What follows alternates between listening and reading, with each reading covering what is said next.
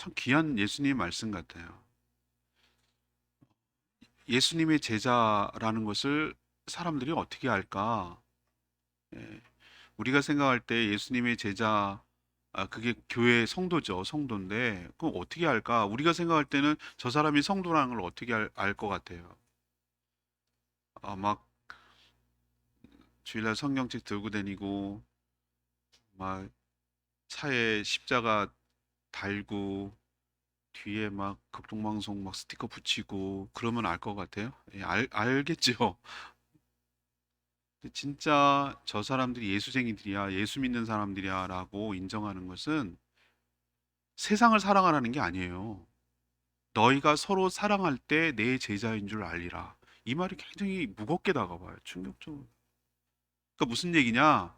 성도들끼리, 예수님의 제자들이 너희들끼리 서로 사랑하는 모습을 통해서 안 믿는 세상 사람들이 저 사람이 예수님의 제자야 라는 걸 안다는 거예요.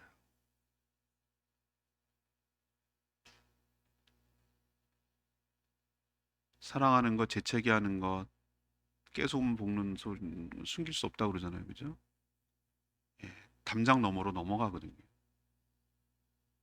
사람은 다 사랑이 고파서 나에게 사랑을 줄 때를 찾거든요. 본능적으로 찾아요. 어린아이부터 어른까지.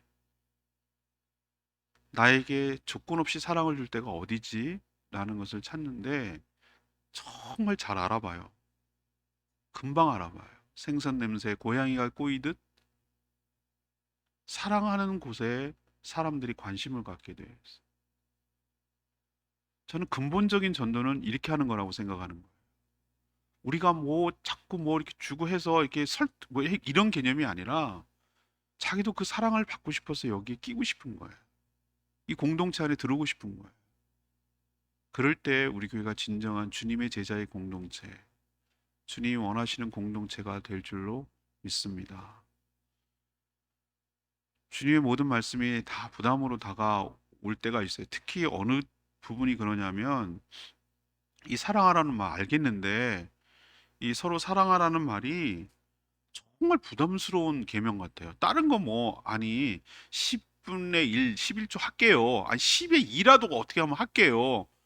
근데 사랑하라는 말 이거 너무 부담스러워요라고 하는 분들이 의외로 많습니다. 사랑하는 게 진짜 어려워요. 근데 왜 이렇게 형제와 자매를 사랑하는 게 쉽지가 않을까? 근데 이렇게 쉽지 않은 일을 왜 우리 보고 자꾸 하라고 할까? 그 이유가 뭘까? 그 목적이 뭘까? 왜 사랑하면 어떤 게 있기 때문에 어떤 결과가 오기 때문에 이렇게 하라고 하실까? 라는 오늘 주님의 말씀을 잘 들으셔서 우리 교회도 서로 사랑하는 주님의 제자들 공동체가 되기를 소망합니다. 먼저 첫 번째로 예수님이 우리를 위해서 목숨을 버리셔서 사랑했으니 우리도 사랑하는 것이 맞다는 겁니다.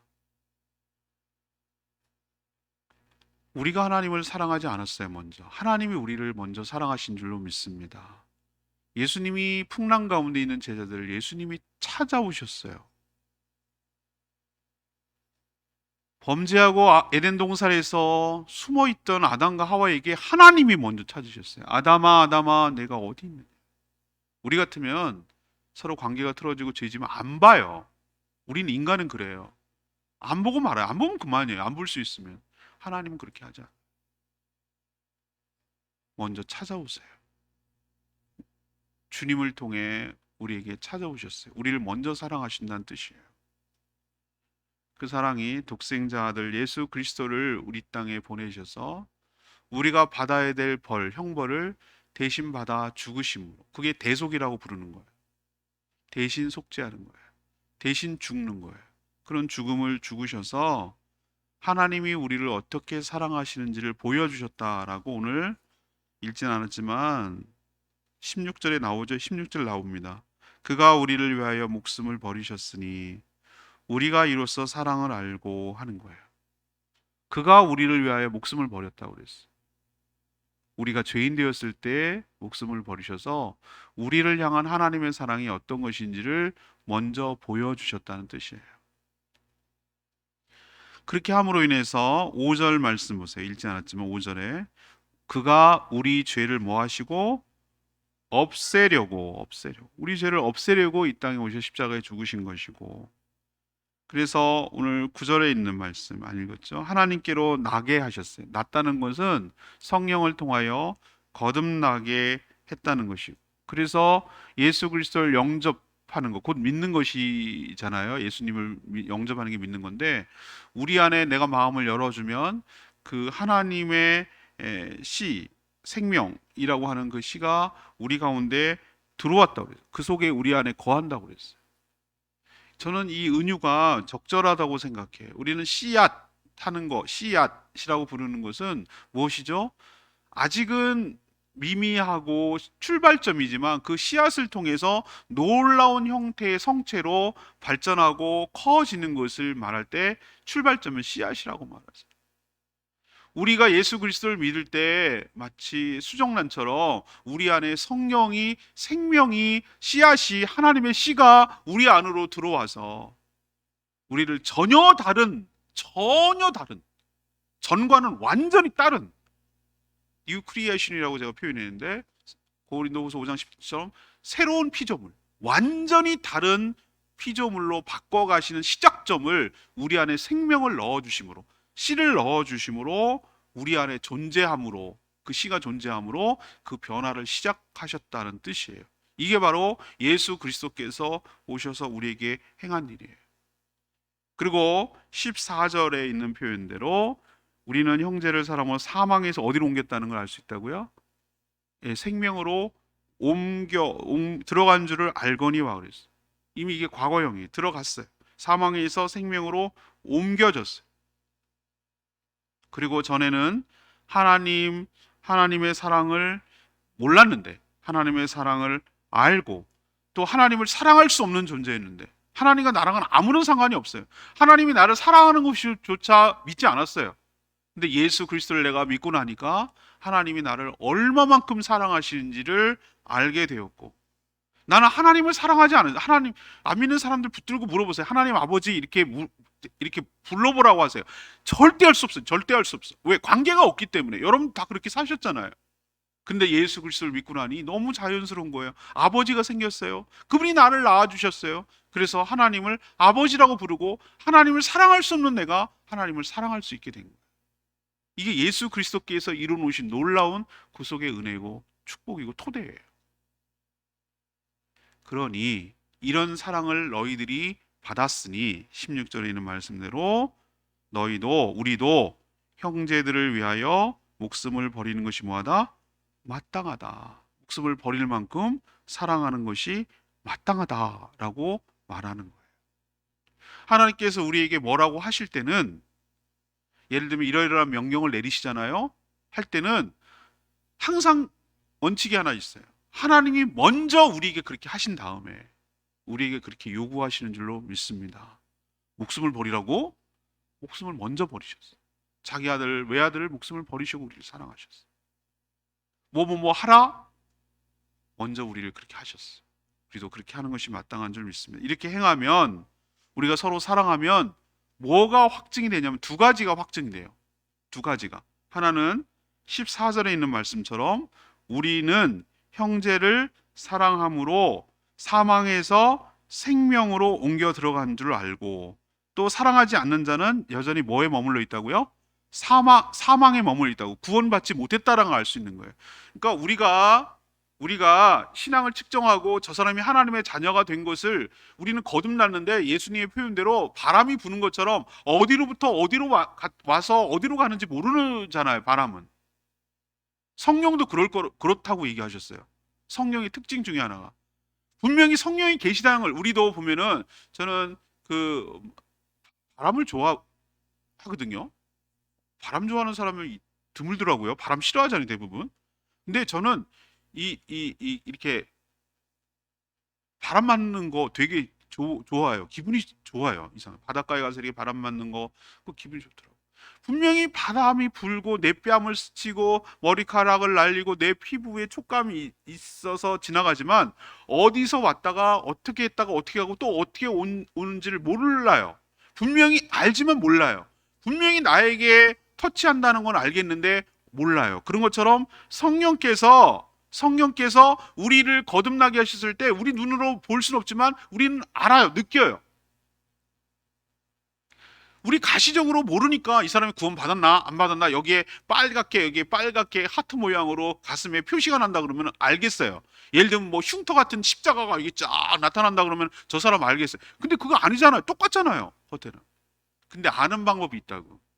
그게 바로 믿는 형제들끼리, 구원받은 형제들끼리 서로 사랑하면, 서로 사랑할 수 없는 존재였는데 전에는 사랑하면 이 사람이 하나님의 자녀라는 것, 사망에서 생명으로 옮겨서 구원받는 존재라는 것을 알게 될 줄로 믿습니다. 이게 증거라는 거예요. 증거. 저 사람이 진짜 하나님의 거듭난 자녀라는 증거가, 첫 번째가 서로 사랑하는 거예요. 두 번째는 15절에 있는 말씀대로 그 형제를 미워하는 자마다 뭐하는 자니? 살인하는 자니, 살인하는 자마다 영생이 그 속에 거하지 아니하는 것을 너희가 아는 바라. 그 사랑과 미움의 정도를, 미워하는 것도 살인하는 걸로 동급으로 취급했어요. 예수님이 이미 말씀하신 거거든요. 형제한테 욕하는 거, 라가, 바보야, 이렇게 말하는 것이, 아니 그 정도 말하는, 난 벌써 열어 죽였네, 이렇게 생각하는 사람 많을 거예요. 그죠? 그렇게 욕하는 사람을, 형제를 살인하는 자라고 했어요. 형제를 미워하는 자는 살인하는 자라고 오늘 설명했잖아요. 그런 자는 뭐가 없다는 겁니다. 영생이 없다는 거. 영생이, 이건 구원 못 받았다는 얘기잖아요. 그럼 우리는 형제를 사랑함으로써 뭐를 알 수 있냐면, 아까 첫 번째로 구원받았다는 사실, 사망에서 생명을 옮겼다는 사실과, 두 번째로 우리가 영생이 보장되어 있고 영생을 누리고 영생 안으로 이미 들어갔다는 것, 죽지 않고 영원한 생명을 누리고 있다는 것이 확증되고 드러나고 증거되고 증명될 줄로 믿습니다. 우리가 명심해야 될 사실은 우리가 형제를 사랑함으로 구원받는 게 아니에요. 많은 사람들이 왜 부담으로 다가오는가? 이게 계명으로, 이게 뭐라 그럴까? 율법적인 어떤, 이게 목조이게 하는 걸로 다가와서 이게 힘든 거예요. 그게 아니고 거꾸로예요. 우리가 거저 은혜로, 믿음으로, 영접함으로, 우리가 예수 그리스도를 영접함으로 구원을 받았으니, 그래서 우리 안에 생명의 씨앗이 들어있으니, 그 생명의 씨앗이 들어있기 때문에 우리를 변화시켜서 사랑할 수 없는 우리가 하나님을 사랑하고 이웃을 사랑하게 되는 것, 이게 바로 구원을 받았다는 증거인 줄로 믿습니다. 구원 받았기 때문에 사랑할 수 있다는 거예요. 이게 구원의 증거라는 뜻이에요.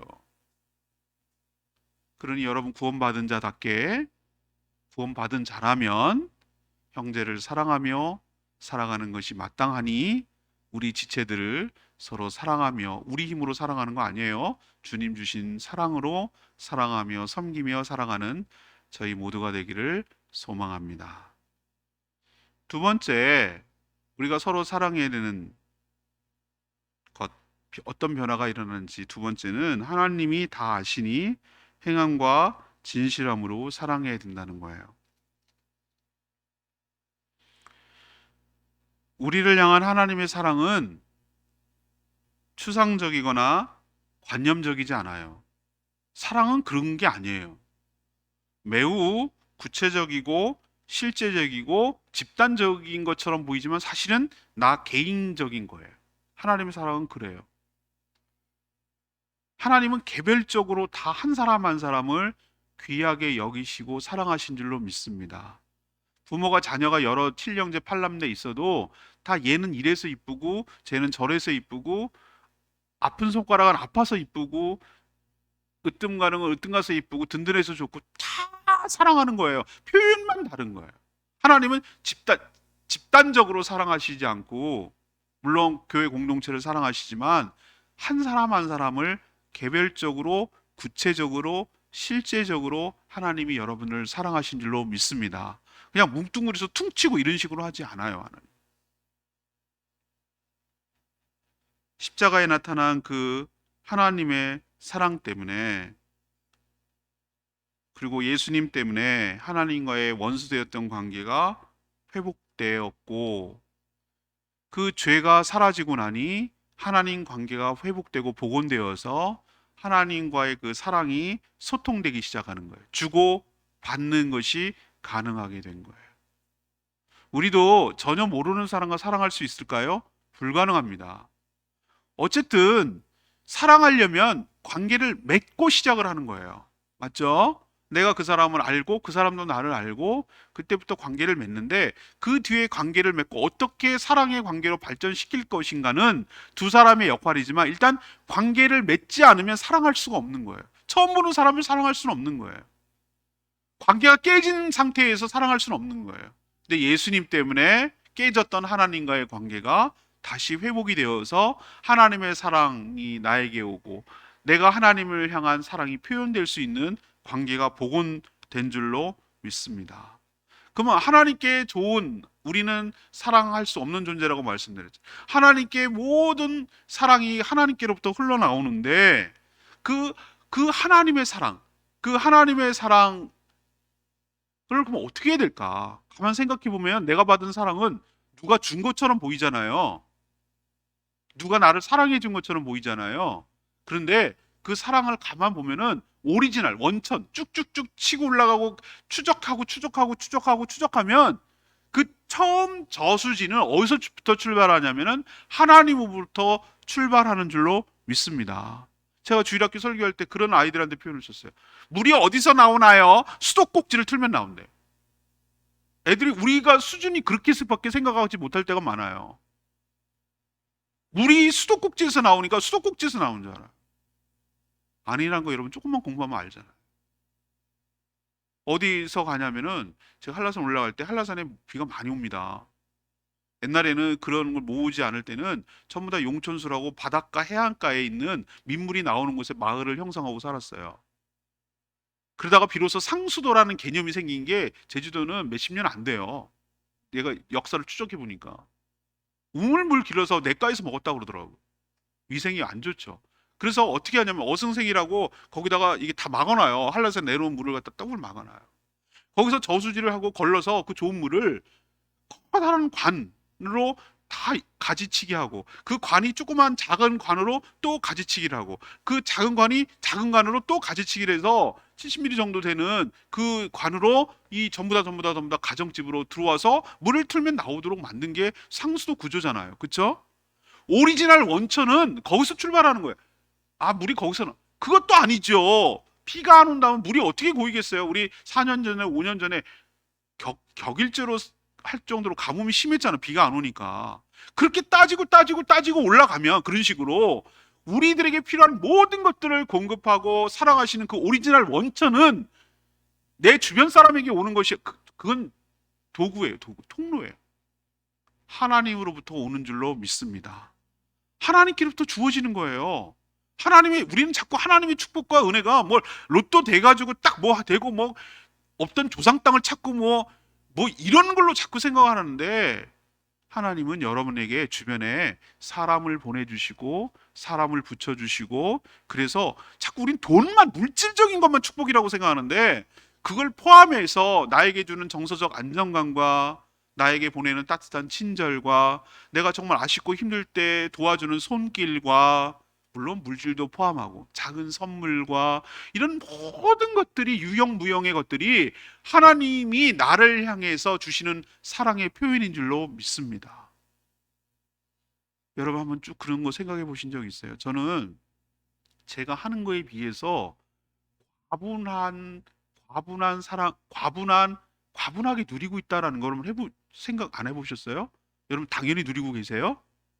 저는 이렇게 잠잘 때 가만 생각해 보면, 아, 내가 하는 거에 비해서 과할 정도로 하나님 주시는구나. 이게 사랑이구나. 이게 은혜구나.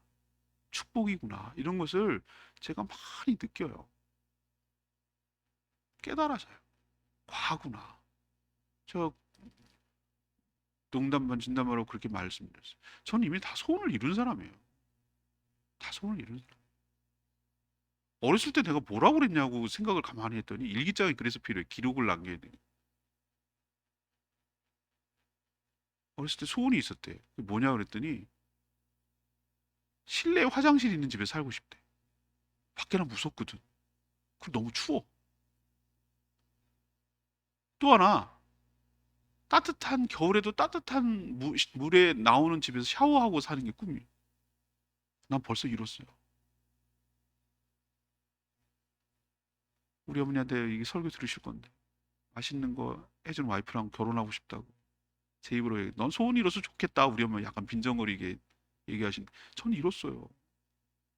더 이상 바랄 게 없어요. 지금부터 바라는 욕심. 그래서 내가 가만히 생각해 보면 하나님께 내가 참 많은 축복을 과분할 정도로 많은 것들을 내가 하나님 나에게 주셨구나. 이게 하나님의 사랑이고 축복이구나. 그리고 지금도 나를 주변에서 생각지도 않았던 수많은 사람들의 관심과 사랑과 지지와 후원을 내가 받고 사는구나. 이런 생각을 할 때 이게 하나님의 사랑이 아니면 도대체 뭐냔 말이에요. 내가 잘나서? 내가 뭘 잘해서? 아니에요. 내가 그렇게 상대방이 해준 적이 없어요. 그렇게 해주지 않아요. 만약에 등가 범칙에 따라서 내가 일을 줬다면, 일이 왔다면 내가 일만큼 해준 적이 없다고요.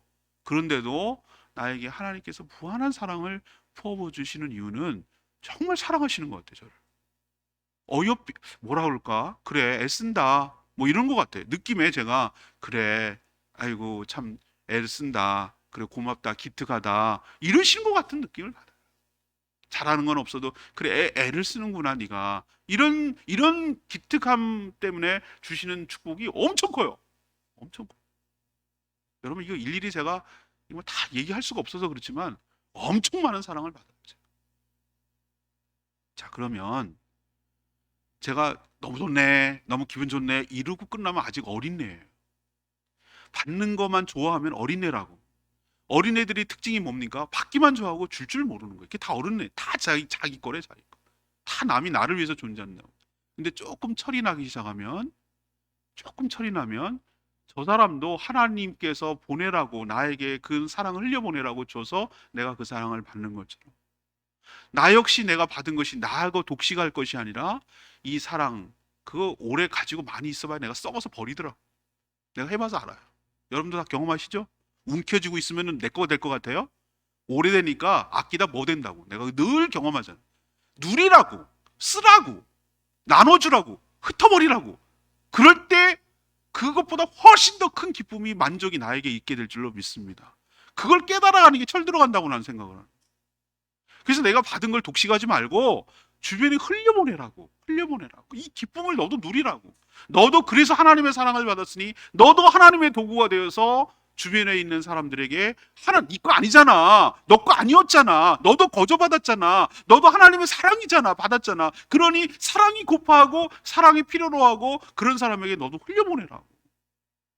그게 사는 게 그 하나님의 사랑을 받은 자답게 사는 거라고. 저를 그렇게 가르쳐 주시는 거야.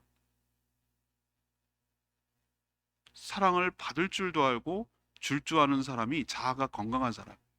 어떤 사람 받기 싫어하는 사람, 굉장히 센 척하고 그 사람이 난 받지도 않고 주지도 않아, 이게 행복해 보입니까? 굉장히 자아가 완고하고 고집스러운 사람. 우리는 홀로 설 수 없는 사람, 홀로 자가로 사랑을 만들어낼 수 있는 사람이 아니에요. 원천이 없어요. 우리는 생겨 먹기를 사랑을 받고 사랑을 나눠주도록 되어 있는 존재예요. 난 안 받고 안 줘. 굉장히 센 것 같죠? 자집심과 자존심 센 것 같죠? 병들어도 심각하게 병들었어요. 우린 그럴 수 있는 존재가 아니라니까요. 사랑을 받을 줄도 알고 사랑을 베풀 줄도 알고, 이게 건강한 유통이 된다는 게, 소통이 된다는 게 그 건강한 신앙, 건강한 자아를 가졌다는 증거예요. 근데 그러면 사랑을 나눠주고 흩어버릴 때 어떻게 하라고 오늘 구체적으로 얘기하냐면 18절에 지침이 나와요. 자녀들아 우리가 말과 혀로만 뭐 하지 말고, 사랑하지 말고 뭐로 하자고요? 행함과 진실함으로 하라고. 사랑은 그렇게 하는 거라고. 우리에게 사랑을 어떻게 해야 되는지 구체적으로 가르쳐줘요. 여기서 행함이란 뭐죠? 실천. 그러니까 말로만 떼붙이려고 하지 말고 구체적인 액션이 있어야 된다는 거예요. 아까 제가 서두로 다시 돌아갈까요? 하나님께서 우리에게 할 때 말로와 혀로만 사랑했습니까? 내가 널 사랑해. 아니요. 자기 아들을 외아들 예수 그리스도를 이 땅에 보내셔서 우리를 대신하여 죽으시는 것으로, 우리의 필요를 채우시는 것으로, 우리를 구원하시는 것으로 그 사랑이 구체적이고 행함이 있는 사랑이라는 걸 보여주셨어요. 그러니 우리도 사랑을 할 때 말로만 떼어붙이려고 하지 말고 행함, 액션이, 사랑은 명사가 아니라 동사라고 이렇게 세상 사람들 얘기하잖아요. 행함이 있는 사랑이 여러분 가운데, 우리 가운데 있게 되기를 원합니다. 그게 뭔가가 있어야 되는 거예요. 뭔가 없는 사랑은 사랑이 아니에요. 뭔가가 가야 돼요. 뭔가 주고받는 게 있어야 돼요. 뭔가가 있어요. 실체가 있어야 돼요. 실체 없는 그거는 사랑 아니에요. 또 하나, 두 번째 지침은 진실함이에요. 진실함. 사랑을 할 때 진실함이 있어야 돼. 진실함의 반대말은 뭡니까? 거짓을 하는, 거짓을. 신용하는 거, 사랑하는 척 하는 거, 그거 사랑 아니에요. 또 하나는 목적을 가지고 하는 거. 내가 이렇게 하면 상대방이 이렇게 나한테 줄 거야 라는 목적, 그건 진실함이 아니에요. 제가 깨닫는 바, 집사람 오늘 아침에도 그랬어요. 사랑은 그냥 주고 끝나는 거야. 기대하면 안 돼. 상처받아. 주는 것으로 끝이야. 그냥 사랑은 그런 거야. 상대가 내가 기대하는 만큼 부응하지 않아줘도 실망하는 거, 그거는 내가 그 사람의 액션과 그 사람의 칭찬과 그 사람의 그 감사와 이런 걸 기대한다는 얘기, 내가 그걸 목적으로 사랑했다는 증거잖아요. 그러지 않아도 사랑할 수 있을 때 그것이 진실함으로 사랑하는 것인 줄로 믿습니다. 왜 그렇게 해야 되죠? 오늘 뒤에 나오는 말이 있어요. 20절에 나온 말씀처럼 이는 우리 마음이 혹 책망할 것이 있어도 하나님은 우리 마음보다 뭐 하시고 크시다고 그랬어요. 우리 마음보다 크다는, 여기서 크다는 개념은 우리가 생각하는 것보다 하나님은 마음을 넉넉하게 하셔서 우리에게 베풀어 주시는 줄로 믿기 때문에 인색하게 굴지 말라고. 나 이거 없으면 자꾸 이거 없어지는데, 나 통장에서 계속 이렇게 빠져나가면 나 알거지 되는 거 아니야? 어떻게 생활하지? 하나님께서 두 가지를 오늘 약속하고 있는데, 하나님이 네가 생각하는 것보다, 우리 마음보다 훨씬 더 크신 분, 넉넉한 분이기 때문이고, 또 하나 모든 것을 아시기 때문이라. 아멘입니까?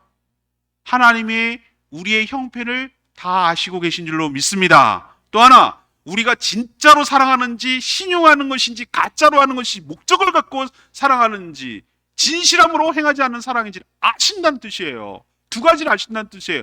우리의 내가 사랑하고 싶어도 사랑할 게 없어요 하나님. 그러면 하나님께서 나의 필요를 충분히 채워주실 뿐만 아니라 남의 필요를 채울 만큼까지도 하나님께서 우리에게 넉넉하게 베풀어 주시고, 내가 어떤 마음과 어떤 동기를 가지고 다른 사람을 섬기고 사랑하는지를 아시기 때문에 우리가 행함과 진실함으로 사랑해야 된다는 뜻이에요. 오늘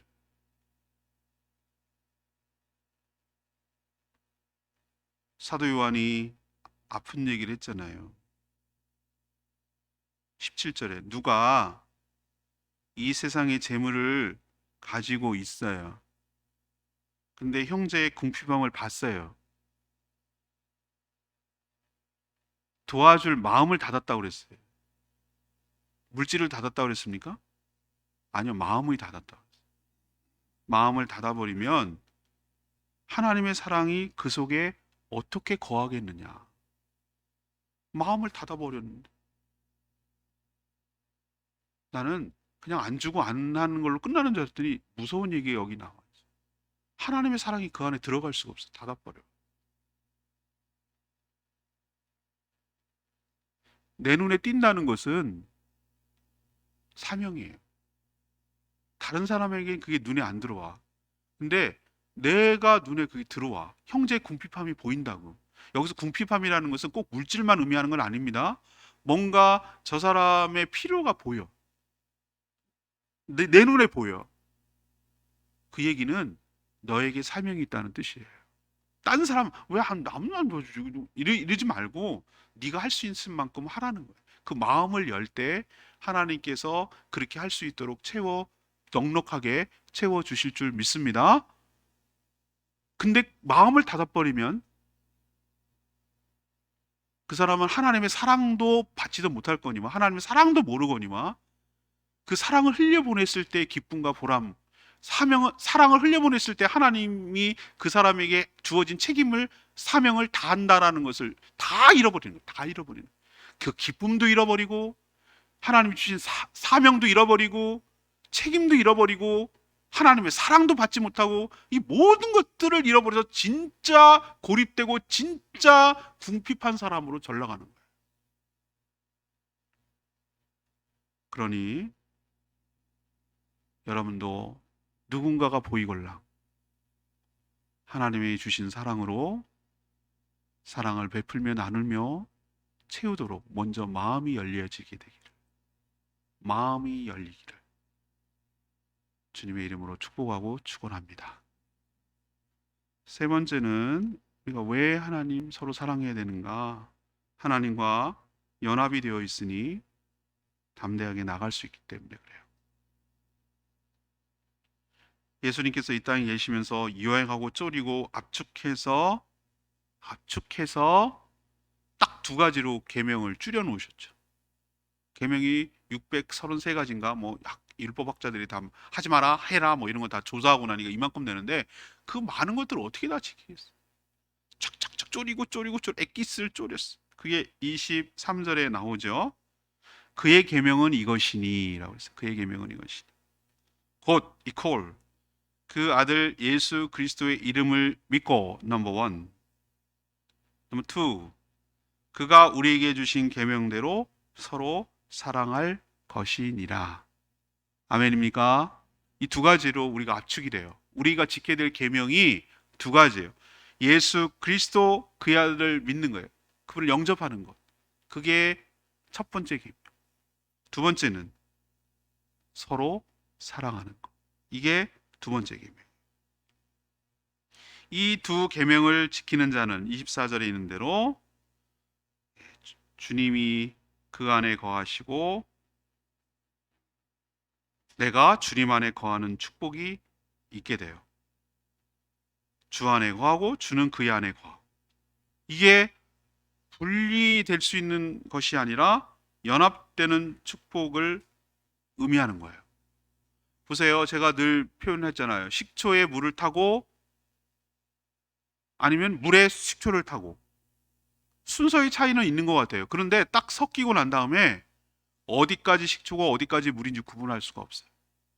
근데 전에 없던 맛이 나요. 식초 맛이 나요. 우리 안에 예수가 들어오면 다른 인격체가 우리 안에 들어오는 거지만 분명히 우리 안에 계신 그분 때문에 예수님의 모습이 나타나요. 근데 어디까지가 예수님이고 어디까지가 나인지 구분 안 가요. 그냥 하나로 되어 있어요. 우리가 서로 사랑하게 될 때, 계명을 지킬 때, 계명이 두 가지라고 했으니까 믿고 사랑하는 건데 할 때 내가 주님 안에 거하고 주님이 내 안에 거한다는 것을 누가 알려준다고요? 성령께서 우리에게 알려주시는 줄로 믿습니다. 이게 얼마나 큰 축복입니까? 서로 사랑할 때, 계명을 지킬 때 알게 된다는 거예요. 계명을 안 지키면 모른다는 거예요. 그러면 거한다는 게 뭐냐? 주님이 내 안에 거하고 내가 주님 안에 거한다. 거한다라는 게 거주한다라고 생각했어요. 거주한다. 거주한다는 게 뭐죠? 거주지가 어디예요? 라고 우리가 물을 때 주로 생활하는 데가 어디예요? 라고 묻는 거잖아요. 거한다 라는 것은 관계를 맺고 함께 살아간다라는 것을 의미합니다. 연합을 이룬다는 거예요. 그래서 22절에 있는 말씀대로 무엇이든지 구하는 바를 받나니 이는 우리가 그의 계명을 지키고 그의 앞에서 기뻐하시는 것을 행함이라 그랬어요. 그래서 연합이 되면은 나타나는 것이 그의 계명을 뭐 하게 된다고요? 지키게 되고 또 그래서 그 계명을 지킴으로 오는 기쁨을 누리게 된다는 뜻이에요. 또 이 계명을 지키게 될 때 21절에 앞에 나오죠. 책망할 것이 없으면 담대함을 얻게 된다. 담대함을 얻게 되고 22절에 있는 말씀대로 무엇이든지 구하는 바를 그에게서 받는 축복이 여러분 가운데 있게 될 줄로 믿습니다. 이게 얼마나 큰 축복입니까? 우리가 서로 사랑하고 예수를 믿고 했어요. 우리 안에 거하세요. 연합해요. 그러면은 우리가 하나님께 나아가는데 두려움, 쭈삣쭈삣함, 무서움, 왜? 죄 때문에 무서웠거든요. 형벌이 무서우니까. 그렇지만 예수님께서 나의 모든 죄를 깨끗하게 해주셨다는 것 때문에 담대함이 생겨서 하나님께 나아가서 무엇인지 구하는 그것을 받는 축복이, 무엇인지 구하는 것을 받는 축복이 여러분 가운데 있게 될 줄로 믿습니다. 이게 사랑하게 될 때 오는 그 축복이라니까요. 우리도 관계가 좋으면 주고받는 것이 엄청 좋더라고. 여러분 그거 느껴요? 주고받는 게 있어요. 주고받는 게 전혀 없는 사람은 사랑하는 사람 아니에요, 여러분? 맞죠? 우리 인간 사이에도. 그런데 하나님도 마찬가지예요. 우리가 하나님과 관계가 회복되면 하나님도 우리에게 엄청 주고 싶고, 우리도 하나님께 뭔가 사랑을 표현하고 싶어요. 우리가 사랑을 표현하는 딱 방법은 하나 없어요. 뭐 하나님께 우리가 뭘 더 보태드리겠어요? 재물이 천하만물이 하나님 거고 다 하나님 거. 뭘 하나님께. 근데 하나님의 기쁨이 되는 게 딱 한 가지 있어. 하나님의 말씀대로 살아가면 하나님의 기쁨인 줄로 믿습니다. 부모에게 효도하는 게 뭐예요? 물질로 봉양하고 여러 가지 있을 수 있어. 근데 부모가 기뻐하는 것을 해드리면 부모를 효도하는 것인 줄로 믿습니다. 형제간에 싸우지 않고 잘 사는 거, 그게 얼마나 부모에게 주는 기쁨이 큰데요. 이건 해본 사람이 알아요. 형제들 간에 서로 왼수져가지고 서로 맨날 으르렁거리고 싸우고 맨날 치고받고 하면은 웁디다 울어. 그 노부모 울더라고. 내가 봤어. 니마 그 강을 건너지 말고 할아버지 할머니 내가 봤어요. 자녀들이 서로 싸우더라고. 아빠는 왜 이렇게 보셔? 효도라는 주제를 갖고 서로 싸우더라고. 누가 효도를 더 했느냐는. 나 기가 막혀. 울더라고 두 할머니 할아버지. 뭐가 그 집은 뭐가 기뻐하는지 모르는 것 같아. 우리가 하나님을 기쁨이 되는 거, 계명을 지키는 건데 그 계명이 서로 사랑하는 게 주님을 마음을 기쁘게 해드리는 거예요. 그러면 하나님 우리를 너무 사랑하고 너무 기뻐서 좋으셔서 그렇지 않아도 잘해주고 싶지만 우리가 구하는 그 모든 것들을 우리에게 주실 줄로 믿습니다. 계명이 축복의 조건입니까? 계명을 열심히 지키면 축복받습니까? 아니에요. 하나님과의 관계, 사랑의 관계가, 좋은 관계가 축복의 조건인 줄로 믿습니다. 말씀을 결론 내리면 이 비유가 적절한지 모르겠으나 태양과 달과 지구가 있어요. 빛을 내는 광원체는 태양밖에 없어요. 우리는 근데 밤에 달빛을 보죠. 달이 휘황찬란하게 떴다 그러잖아요. 달이 빛을 내는 겁니까? 아니요. 태양이 달을 비춰서 그 비친 것을 반사해서 우리가 보는 것인 줄로 믿습니다. 우리는 원래 사랑이 없어요. 여러분 착각하면 안 돼요. 그게 엄청 착각이, 내가 사랑이 많은 줄 알아요. 없어요, 우리는. 그 내게 있는 사랑은 전부 다 이만큼이든 하나님께로부터 흘러 들어온 사랑인 줄로 믿습니다. 그래서 우리가 하나님의 사랑이 임해야 비로소 다른 사람을 사랑할 수 있다는 것, 이 원리를 이 달과 태양과 지구를 통해서 깨닫게 되기를 원합니다. 자, 그러면 어떻게 살아야 될까? 우리가 하나님의 사랑을 먼저 입을 때 사랑할 수 없는 내가 다른 사람을 사랑할 수 있는 존재로 바뀐다는 거 꼭 기억하시기를 바랍니다. 하나님이 나를 먼저 사랑하셨어요. 두 번째는 진정한 사랑은 말로만 하는 사랑이 아니라 진정성을 바탕을 두고 행함이 있는 사랑, 이것이 진정한 사랑이고 행함인 줄로 믿습니다. 세 번째는 서로 사랑하게 될 때 하나님이 내 안에 계시다는 것을 알 수 있고 하나님께 간구한 모든 것을 받아 누리는 축복이 여러분 삶 가운데 있게 될 줄로 믿습니다. 서로 사랑하는 것이 쉽지는 않죠. 사랑이 제일 어려운 것 같아요. 그러나 부담만 느낄 것이 아니라 오늘 말씀을 통해서 없는 사랑을 나보고 쥐어짜라는 압박이 아니라 하나님 주신 사랑으로 나누라는 뜻으로 생각하고 먼저 마음을 열고 하나님 관계가 회복돼서 그 사랑을 충분히 받아 흘러 넘쳐서 주변 사람을 돌아보고 사랑할 줄 아는 사람, 받을 줄도 알고 나눌 줄도 아는 사랑이 풍성한 사람 되기를 원하고, 그런 사람이 모여서 저희 연동 서부교회가 사랑이 풍성한 교회 되기를 원하며, 그 사랑의 냄새를 맡고 자기도 여기에 끼어서 그 사랑을 받고 싶다고 많은 사람이 모여드는 그런 축복된 교회 되기를 소망합니다. 오늘 말씀 붙들고 기도하겠습니다.